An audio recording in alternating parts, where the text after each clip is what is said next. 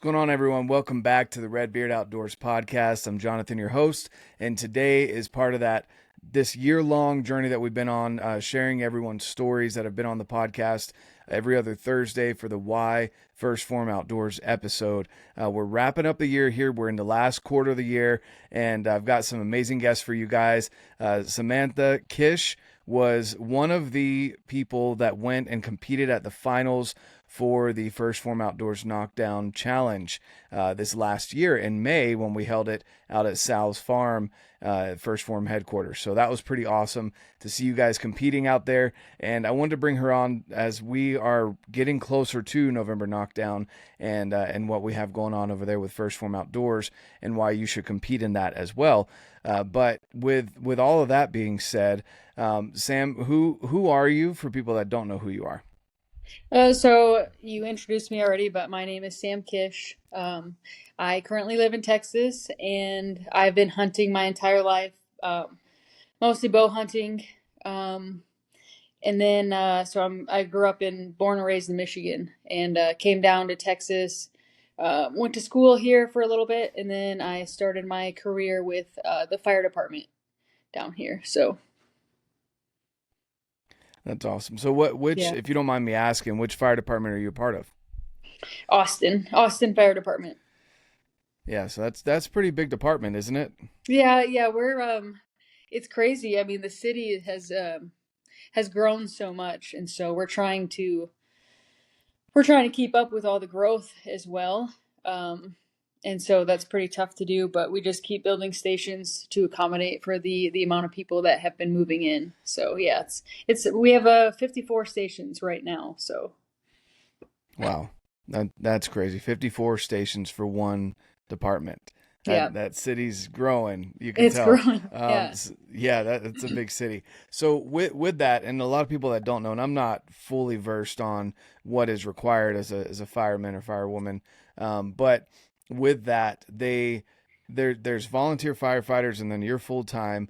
Do you guys have certain physical standards that you have to keep up, like a similar to the military where there's a PT test that you do every once in a while? How do they keep up with that? Because you're saving lives, you're having to go in. If people get uncomfortable like I do sometimes in a house that is maybe 75 degrees, like imagine donning all of this fireproof material, heavy gear and backpack and this fire hose and everything you have, along with a mask. And if you haven't gone outside when it's even just 100 degrees or even 90 degrees, with heavy coats on, denim, whatever you want to put on to make yourself sweat, and a mask that hinders your breathing, even though it is an oxygen mask, you don't exactly know what firemen and firewomen are going through. Like it's intense. So you have to keep up a physical standard. So all of that to be said, how do you guys keep up with that for people that are like yourself going out and fighting those fires?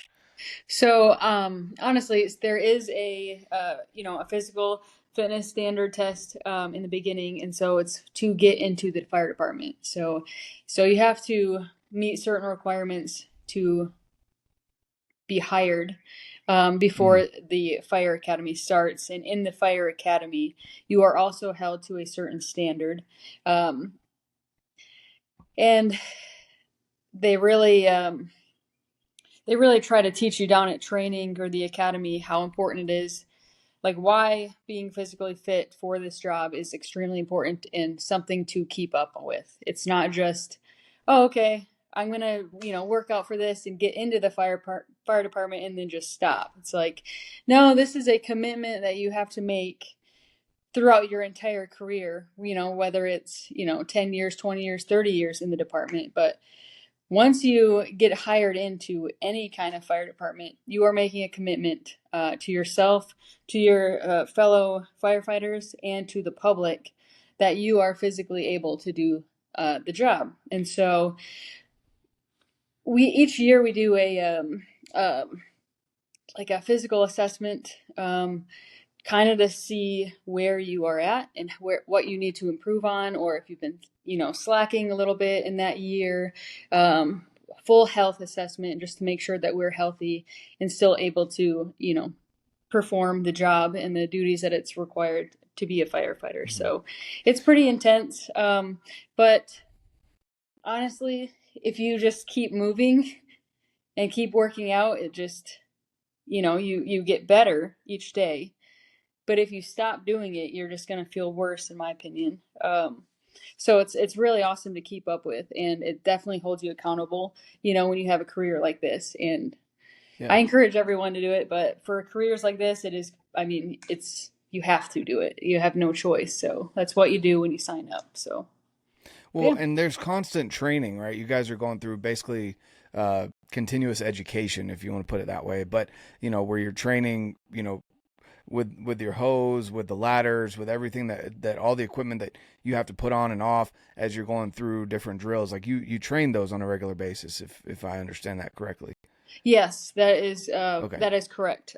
So there are not just, we have to do the medical side of firefighting as well. It's not just all run into a burning house or something like that. Hmm. It's a Yeah. lot of medical calls. So we do training with Hmm. medical calls. We do lots of training throughout our battalions, battalion wide training, or just with our station training. And each year, the entire department actually goes um, through like, I don't know, it takes a couple weeks to get through all the shifts in all the stations, but it's just like a once a year kind of big subject that they pick, and that we all train on that once a year. But yeah, definitely, it's important. I mean, we have crews that are, responsible, people that are in charge. They usually set up trainings, and sometimes the Hmm. firefighters, they can go out and do whatever, pull hose if they want to, or throw ladders.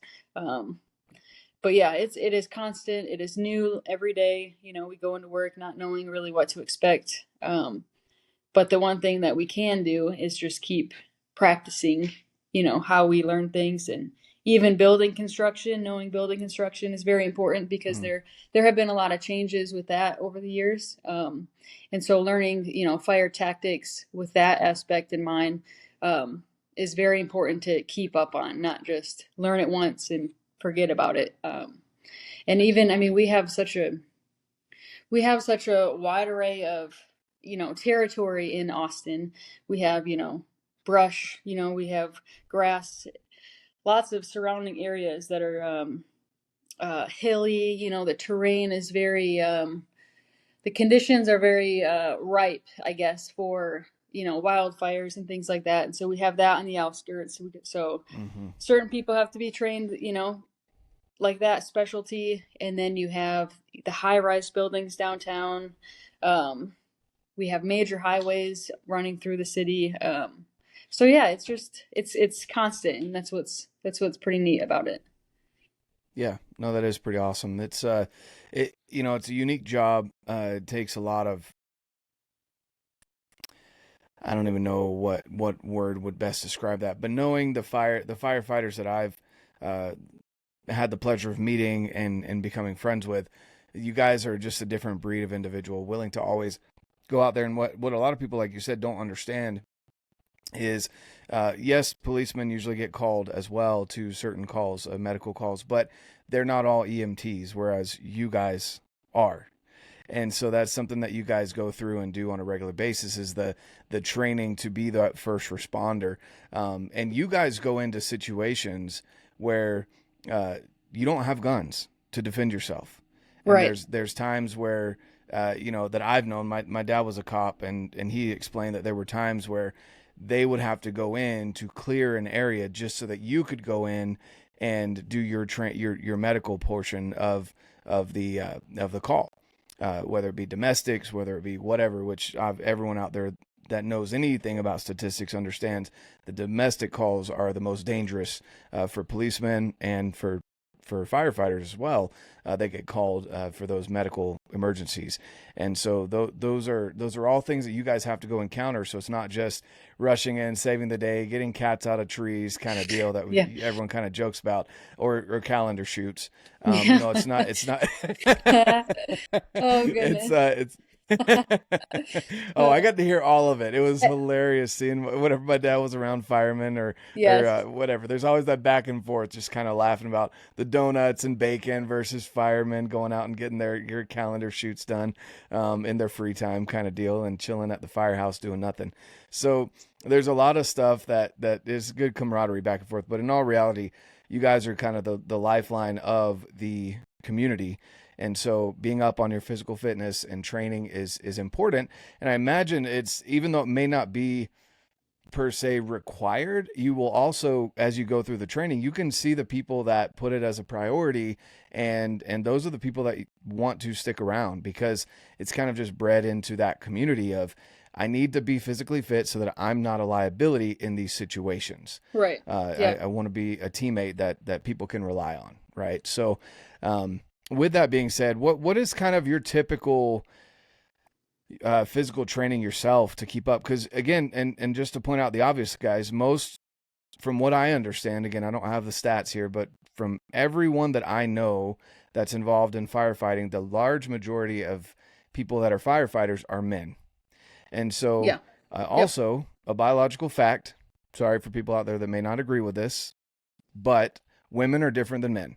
And Yes. so men generally have more muscle mass, more bone density, and that's due to testosterone going through, you go take your own health class and figure out why. But men generally have more muscle and bone density than women do. And Yes. so you have to keep up with that. Or Mhm. even there's multiple times where I've seen women, of course, excel and beat men in different events, but there's a different strain on you, I imagine, that you feel versus someone who is, has been a college athlete, goes out and is a firefighter and just maintains what they earned through college. How do you surpass that hurdle? Okay, so yes, there's a huge difference between men and women. Like, huge difference. Um, so let's see. I was physically fit coming into the department. I was in the army, and so I already knew that there were fitness standards for there, and men and women have different standards, um, just on the run. So for Mm-hmm. the run and the push-ups, but the sit-ups were the same, if I can remember correctly. But anyways, so military training was way different than firefighter training, right? So military was a lot of rucking, heavy rucking, a lot of body weight exercising, pull-ups, Mm-hmm. pretty much being able to stay on your feet and being uncomfortable for a long period of time. Um, and running, we had a 2 mile run. That was our standard test that we had to do.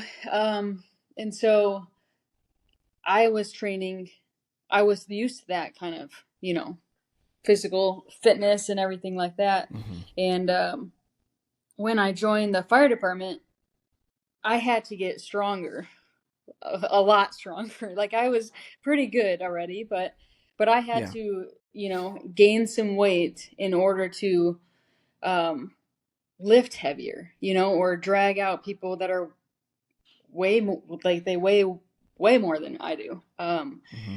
And so that was a learning process to get through that. And so my wife, she's also a firefighter, and so she has a background in nutrition, and so she really helped me. She really helped me, like, gain strength, like, followed certain Mm-hmm. programs to gain strength and to pretty much tell me, hey, you're not eating enough. You need to eat more.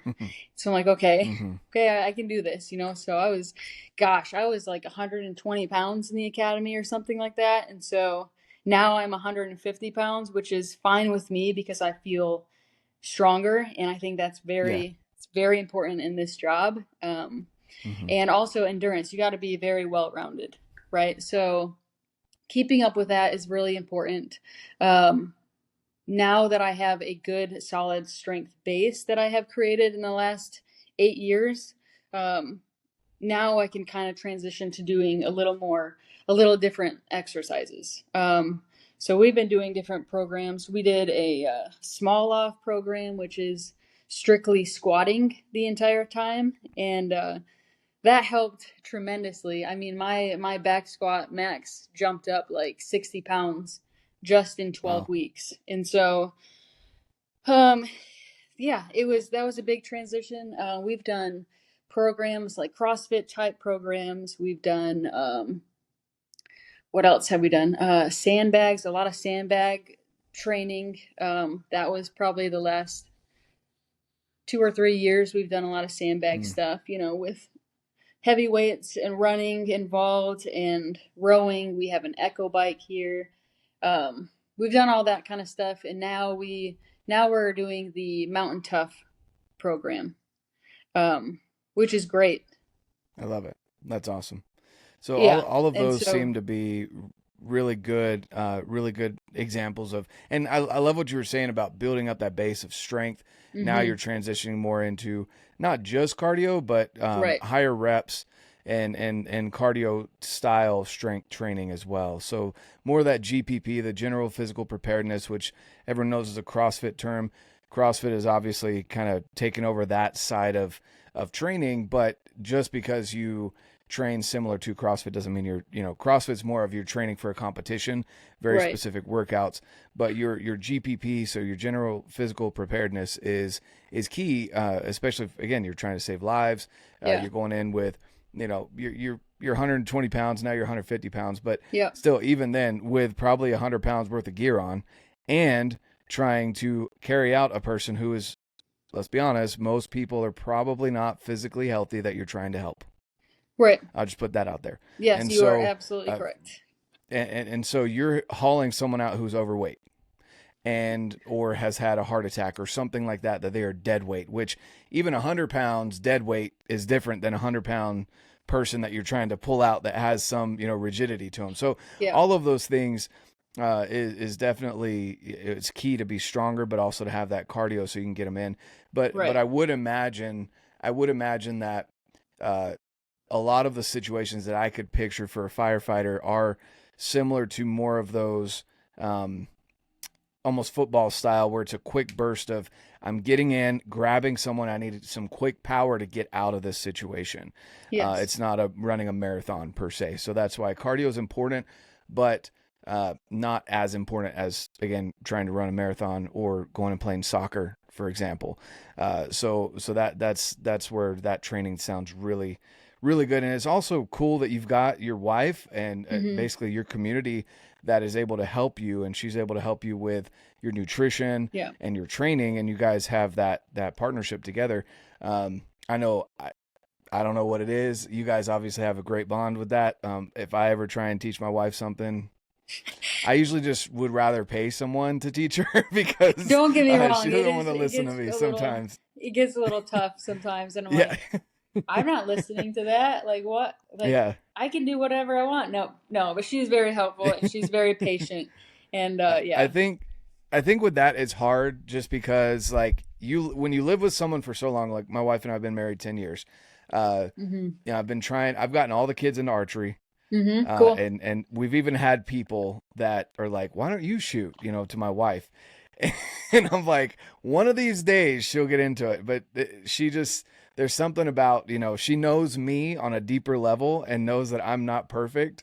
Yeah. And so she doesn't want to I think that's what it boils down to. When you're married to someone, it's hard to take that advice or even not take it as criticism when they're trying to help you out with your training or things that you think best. It can be hard. So it's cool that you guys overcame that hurdle, and obviously she's Yeah. helped you a lot. Mhm. And you guys live similar lives, being both Mhm. firefighters, and so that's also helpful. Yeah. So with that, I kind of want to shift gears a little bit. So Yep. you're obviously, training is a big part of your life. Mhm. You've got some amazing equipment behind you, Oh but yeah. I forgot to point out at the beginning, we didn't plan wearing dialed shirts. I was actually recording something for the episode that's coming out tomorrow, Yeah. talking about this beauty right here, Oh the yeah. proof, I got to get one of and those. yeah, it's freaking awesome. Is But it? anyway, Yeah. so I was recording that and just hopped on this, and obviously Sam loves the dialed stuff. You've got the Yes. symbol there in the background on your Yep. wall as well. And and I'll just say that they've told me some things about how you are very dialed for life. Yeah. Like anytime we Yes. bring up first form, they're like, Sam is just, the first time you went up to the booth, you're like, hey, mother, what's going on? You're just very much into dialed. So Yes. with that, with archery, obviously part of the November knockdown and then the knockdown finals, Yeah. a big portion of that is archery and Hmm. archery proficiency with a high heart rate, which is what we all experience, or at least you should if you're Yeah. in hunting. That you experience that quick burst of just a high heart rate. Your vision might go blurry. You might have that buck fever. Everyone experiences it a little bit different, but Yeah. with the November knockdown, it combines the physical fitness and shooting a bow with that high heart rate, or just being tired, exhausted, whatever. You made it into the top 10 women Yeah. to the knockdown finals, which is amazing in and of itself, because I don't even remember how many people we had enter. I know it was over thousands of people that had entered, both male and female. I don't have the numbers exactly of how Okay. many women competed, but still, top 10 out of thousands. That is fantastic. It's And so, awesome. yeah, it is. So how long have you been shooting archery equipment? And hey, let's kind of dive down that rabbit hole. Okay. Cool. So I started shooting um compound bow probably when I was, gosh, I want to say 5 or 6 years old. Um, and so, me being 5'2", pretty small statured. My dad, I remember this. My dad, he got me one of those, like, it was like a rubber dog toy or something that you can pull and stretch and work on this muscle back here and like the back. It was My dad got me that pretty much just so I can work on pulling back more poundage on my compound bow so I can go hunting, right? Hmm. So so that's what I remember when I was, a little kid. And then we got into, we actually did an archery league together. And so me and my dad competed together every Saturday. We would go shoot. Um, Won a couple trophies, medals from that over a couple years. And then I pretty much have been hunting my whole life. I put it on hold. Like I said, I grew up in Michigan, but I moved down to Texas. And Hmm. so I've been here since 2010, and I kind of put bow hunting and shooting on hold um, until about probably 5 years ago. I bought a new bow because I obviously outgrew the other one because that was from high school or something like that. And so I bought a Hmm. new bow. We actually, my wife bought a bow at that time too. That was her first bow. And so we kind of just picked it up again together. And so I showed her everything I knew pretty much about archery and shooting and what to do. And she's left-handed, so it kind of makes it a little more Hmm. complicated. And she's a little taller, so her draw Wrong-handed. length is That's what we different. call it. They're wrong-handed. It's all different. And so I'm like, I don't even know how to. It's hard to teach you, but we can do it.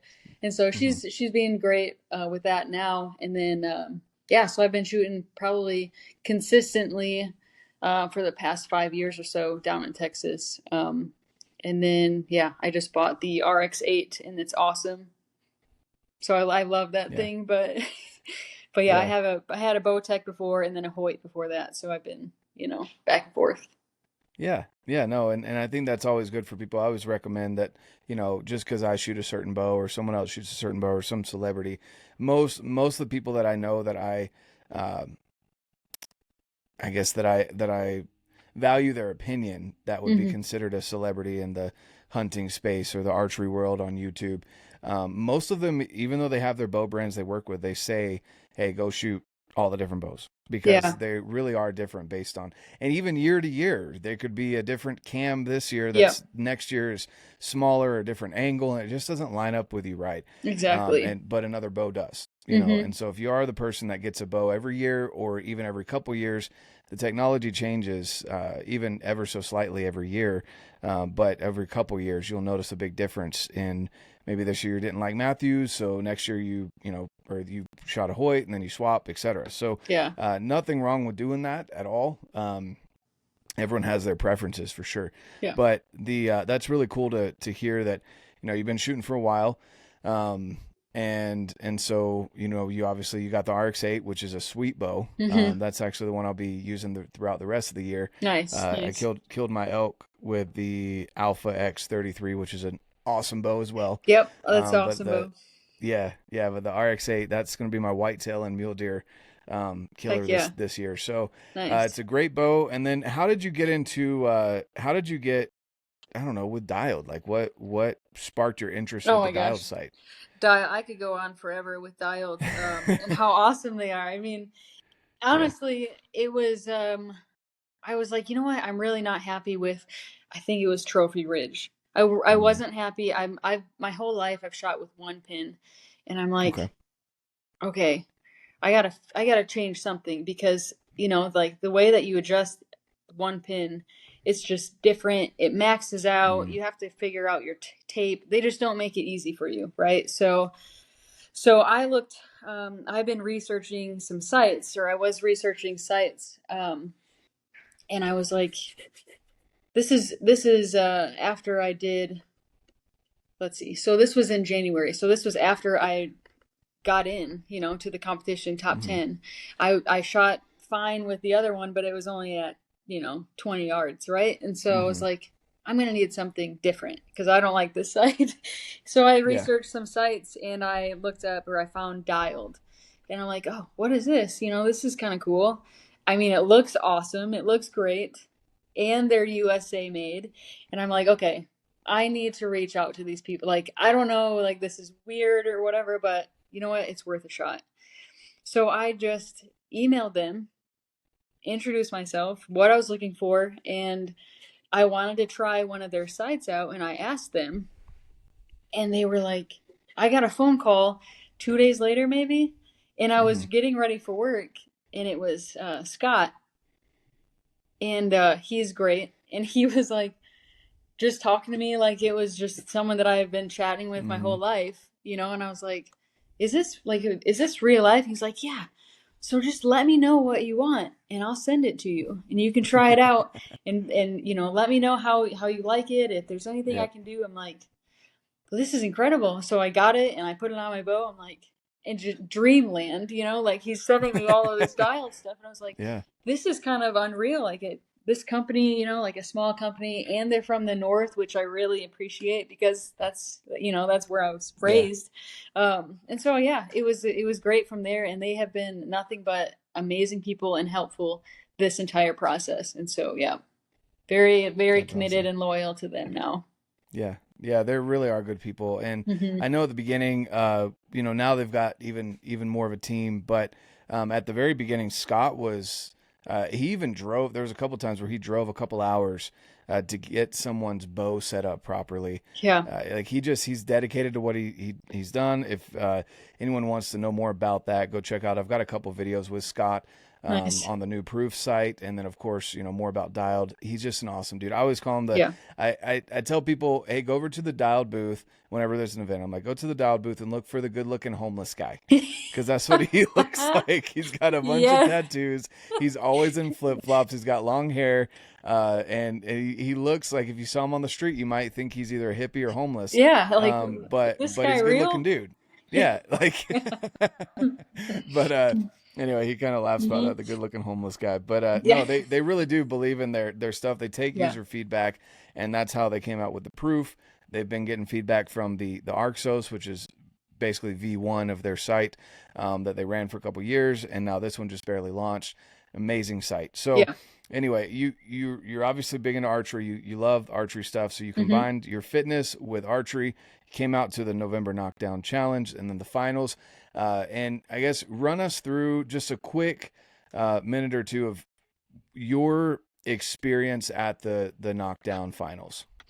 It was it exceeded my expectation, or I mean, it just I never dreamed, like it would be that amazing, Mm-hmm. like I had no idea what to expect. I don't know if a lot of people did, and so you just felt immediately walking in welcomed by Mm-hmm. amazing team of people, camera crews and gifts, like really, really thoughtful, personal gifts. And that was I don't really cry, but I might have teared up a little bit during that process. So it was cool to see that and like, wow, these people actually care. Like they took the Hmm. time to do this, and so that was awesome. Beautiful property that we were on. Everything was planned out appropriately. It seemed, and everyone took care of us with the supplements and proteins and snacks, everything. I mean, it was all great, like I had no idea it was going to be anything like that, but I was like, okay, cool, we're going to go up to Missouri and we're going to do this and it's going to be fun. And it was Yeah, just way more than I expected. So yeah, it was that's fun. amazing. Yeah, yeah, it was cool to see everyone show up. For people that don't realize this, there's awesome locker rooms at headquarters, Hmm. and when they have special guests out, like for example the Knockdown finalists, each person had their own locker with a lot of the gifts were from sponsors. So arrows and a release and broadheads and a gift card to AAE and a bunch of other stuff. A dialed site. That's the other thing too about dialed, guys. They donated a site to every competitor, not just the winners. So there was 21 or 22 total people there, Hmm. and I mean, just do the math yourself, guys, how Yeah. much they donated to each competitor there. And Scott even showed up with, a bow press and everything, was playing bow medic, even for people that weren't running his own stuff. He just loves helping that community and wants to push archery to be even better year after year. But you had that event, you had the opening night and everything, and then we went out and competed. And I'll just say, every competitor out there, whether you were top one or two, or the came in at last place, still 10th out of 10 at that event, was the fact that you were there was amazing, right? Yeah. So whoever, whatever place you ended up in, it was still a fantastic event. And every competitor left everything that they had out there. Hmm. I know there was even one guy that he definitely was the best shot out there, Yeah. and his physical fitness maybe not as well as like Luke Parker, that is a Yeah. literal CrossFit athlete, but he competed and he left it all Yeah. out there, even when he was sick and puking his guts out and everything. He made it through every single shot and every single workout. So kudos to every single one of you guys that showed up out there and left it all out there on the field. And you did an amazing job too, just watching you go through and Thanks. hearing everyone's stories, including your own. It's just, again, speaks to the type of individual that you are.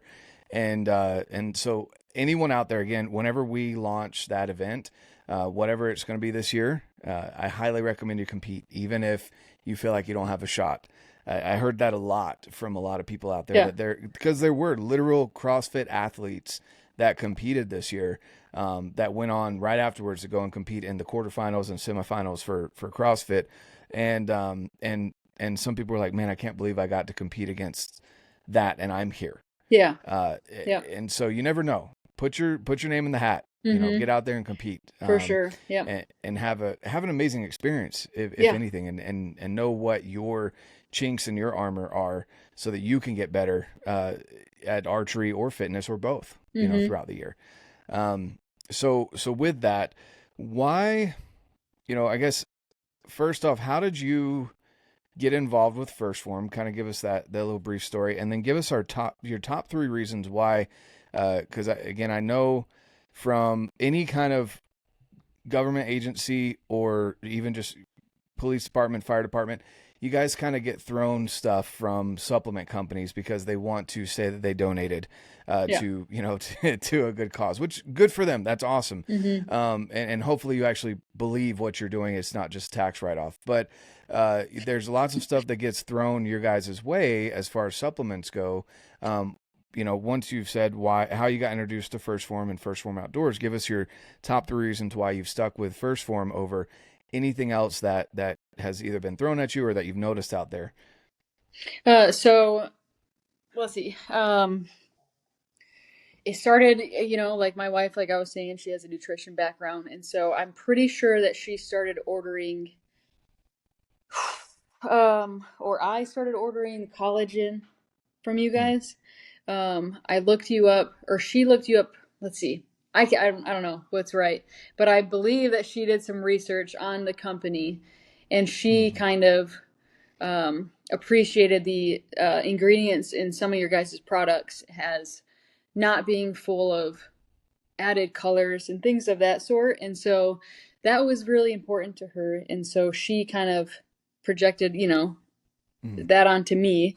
And so I followed suit, and we started looking more into the company, and finding more out and how helpful they are to other people. And so I enjoy the flavors of the protein powders. I mean, I mean, it's like every day I have that. And so that's a reason why I'm going to stick with you guys. The flavor, the way that you guys treat your customers, and you reach out and you have like a little handwritten note, I believe, in every package that you send out. That was a huge factor.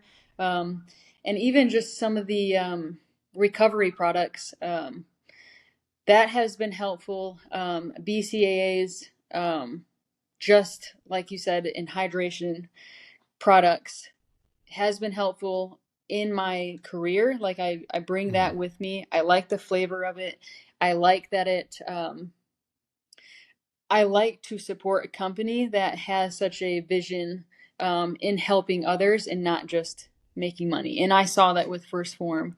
And so then I saw that they had First Form Outdoors, and I was like, okay, this even confirms why I'm such a believer, like Mm-hmm. why I really support you guys. And that's so cool to see someone actually taking the time out, to, like recognize that hunters and people, of the woods, or whatever you want to call us, are athletes. And that is huge, like supporting Mm-hmm. that kind of community and what we do, the hunting aspect of all of it. I really appreciate that, and I'm a firm believer in hunting and why we do it, conservation. And this is a company that also believes in that, and so it just kind of goes hand in hand for me.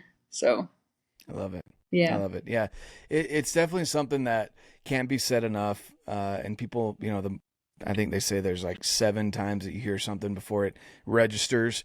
That's a marketing statistic, but just in general, people need to understand that whether you're a whitetail hunter out east, in the north, one of those Yoopers, whatever it may be, or even out west, it seems like out yeah, west there's a bigger focus on physical fitness because there's a lot of places you can take a four-wheeler and such, but for the most part, people that are continuously successful with elk or mule deer, or at least the bigger mature ones, are in some sort of physical shape. yeah, yeah. That's a good physical shape, not Mm-hmm. like a pear or something like that, but like like an actual, like you're in shape, you're fit, and it's a common theme amongst Western hunters.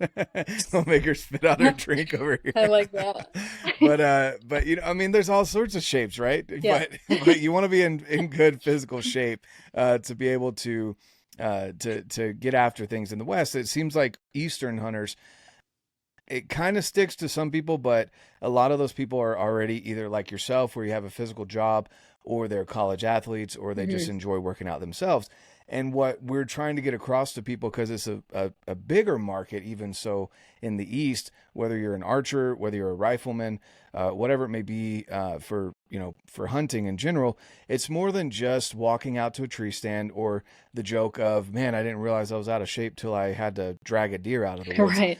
It's kind of tongue in cheek joke, but at the same time, it's like, well, what else are you missing out on throughout the entire year other Mm-hmm. than just hunting season, because you didn't get your body in shape, Yep. and also on top of that, with your family, are you wanting to share this with your posterity? Like, are you wanting to share this with your kids, your grandkids, maybe even there's people out there like, for example, Josh Smith in Montana Knife Company. He didn't have Mm-hmm. a dad that built knives, but he had a neighbor that was into blacksmithing, and his parents allowed him the time to go over and spend time with them. So maybe even you don't have kids, or none of your kids were interested in hunting, Yeah. but you can pass that on to your neighbors, or people in your community. And so all of those reasons are reasons why you should get in. You don't have to be jacked and ready to step on a bodybuilding stage, Yeah. but to at least have some sort of physical health, on the forefront of your mind, so that you can share that with others, Yeah. and let them know that this outdoors experience is more than just getting to your tree stand and sitting there with the best snacks and, PB&Js and all this stuff. It's something that you genuinely train for, so that you can do it more. You can have more years of getting up into that tree and not worry about falling out or having to buy a double wide tree stand so it will support your weight. Yeah. That kind of deal. You want to share this with as many people as possible, and it starts with you. And so that's a big message from First Phorm Outdoors that we want to share with everyone, is that whether you're a whitetail hunter, an elk hunter, whether you travel the world hunting, you want to share it with other people for as long as possible and have as many opportunities as possible. You should probably care about your health. Right. So, Absolutely. Yep. yeah. I totally agree with that. Yeah. Yeah. Yeah. So I like it. I got a little chuckle out of that Youper joke. I Yeah. found out about that 2 years ago or so, and ever since then, every time I can plug that in there, I try and get I love it. in there. I love it. That's I what had the a guys buddy do that- at my station too. They're Yeah. like, "Wait, are you a Youper?" I'm like, "Technically, no, because the Youpers are from the Upper Peninsula. Like, Yeah. I'm the Now, are you lower." a buckless Youper is the question. Yeah. Jake made me watch that movie one year at what was it? I think it was at TAC. That's when I found out about it. That's exactly the moment I found out about it. The Escanaba in the Yes. moonlight. Yep. Oh my god. No, I forgot about that movie. Gosh. Anyone that knows doesn't know that movie, just picture, I'm sure everyone knows Napoleon Dynamite. So picture Napoleon Dynamite with a Michigan accent, and it's him and Kip and like two more of them in a cabin drunk. Just picture, that's the movie. That's it. That's pretty much the movie. In the dark most of the time. Yes. Yeah, exactly. Oh man, that movie. But anyway, is there anything else, Sam, that I haven't brought up or that you'd like to share while we're here? I mean, no, I'm just looking forward to it's deer season, so I'm looking forward to going hunting again. Going up to Michigan to go hunting. I'm lucky enough to go up there, and then it just seems like I'm waiting for it to feel like fall here, because it was 96 degrees yesterday.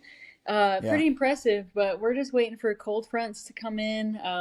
But yeah, I mean, we're excited for the November Knockdown Challenge. I think my wife wants to try it out this year. But yeah, I mean, other than that, it's just, we're excited for what's to come. Awesome. So you're not getting out in the woods right now when it's 100-something degrees? No, deer season started, bow season started, beginning of October or end of September. And I can't be out there. Like even just like, I can sit out there, it's fine. The problem is cleaning the deer immediately, finding the deer, cleaning the deer, figuring out what to do, to keep it cool and, proper. It's very challenging. So I kind of wait until a little bit later in the season to go hunting here. The rut is awesome. I enjoy that the most. Still, sometimes it is 90 degrees sometimes when it's, rut season, but I'm looking forward to going hunting in Michigan, this year where my parents live. So, yeah. Sweet. No, that's exciting. Well, good luck to you and all your tags, in your deer season. I'm, heading up to Wisconsin here the end of this week, actually. Nice. To spend a week up there, and it'll be my second time whitetail hunting. So we'll see how this goes. Really? I actually kind of look forward to it now that you spend August, September, and the beginning of October kind of bow hunting out here in the West. There's lots of miles, lots of boots on the ground, lots of glassing. And I kind of actually like the idea of hanging out at camp at night with some good people after, weeks and weeks of running solo, because let's be honest, like if I waited for other people's calendars to clear up, I'd never get to go hunting. Yeah. So I just go, and if they can show up, cool, and if not, then I'm solo. So yeah. But being able to have that camp experience, and then sitting in the tree stand doesn't always sound fun, but guys, I'm telling you, if you have a book on audio, those are awesome. A little game on your phone or something, or even being able to, if you got signal, being able to do some work while you're waiting for deer to come in. It's not bad. I mean, it's a good mix, like it's, I mean, I just take the time. I'm like, oh my gosh, I don't hear any cars driving by. I Mm, don't hear anything, like this is hmm. just, silence pretty much. And it's so enjoyable to be out there, in my opinion. Yeah. Yeah. And so we just recently picked up elk hunting, Colorado. Last year was the first year we went. This year, second year, and being at the camp with, fellow coworkers is incredible. I mean, even if we, haven't even really seen anything Hmm. except mule deer, um, even then, it's just a lot of fun to be around all those people and, kind of testing um, our abilities, our physical abilities. And that's a really cool part of this new kind of Western hunting that I've never done before. And so I'm looking forward to next year and seeing what that happens or what that can bring us. And hopefully we'll be able to see something or have a different experience. But until then, it's whitetail season in the stand pretty much. Awesome. Yeah. Awesome. Well, cool. Well, thanks again for hopping on, guys. For anyone out there that wants to join the First Form Outdoors community, stay up to date on everything that we've got going on over there, go and join the Facebook group, First Form Outdoors Facebook group. The link will be down below. Also, I should know better as to when this is going to come out, but if this comes out in the next couple weeks, in October, definitely make sure you get into the sweepstakes that we have going on for First Form with the Ultimate Bow Package giveaway, where you can win a dialed sight, an RX, it's not an RX, it's Alpha X 30 or 33 based on what you're wanting, and new victory arrows, and so Mm. many other things in there that are just an awesome, awesome package. So, with that being said, the links are all down below, guys. Thanks so much, Sam, for your time. Yeah. And like I always say, guys, get out, live your life, and love it.